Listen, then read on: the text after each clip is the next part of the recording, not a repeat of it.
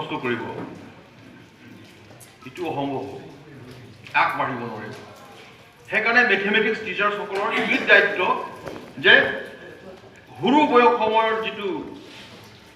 বা ক্লাছ কোনটো ক্লাছত কিমান লেভেললৈকে শিকিব জানিবই লাগিব সেই লেভেলটো কমচে কম ষ্টুডেণ্টছবিলাকক পঢ়াব পাৰিব লাগিব সেইকাৰণে মই আপোনালোকক অনুৰোধ কৰিছোঁ আজি মেথমেটিক্সৰ ওপৰত আপোনালোকে আলোচনা কৰিব আৰু টিচাৰ্ছসকলৰ ডিউটি টিচাৰ্ছসকলৰ এফিচিয়েঞ্চিটো তাতহে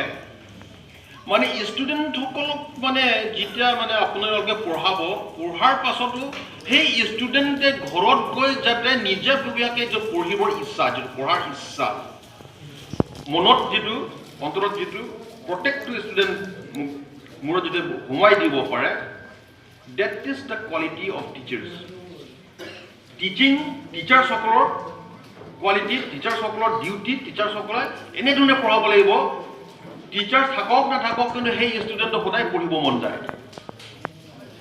সেই কোৱালিটিটো থাকিব লাগিব সেইটো অংক আপোনালোকে চাপ'জ ক্লাছত কিমান পঢ়ায় কিমান সময় দিয়ে কিন্তু সেই ল'ৰা ছোৱালীটো ঘৰত গৈ নিজেও মানে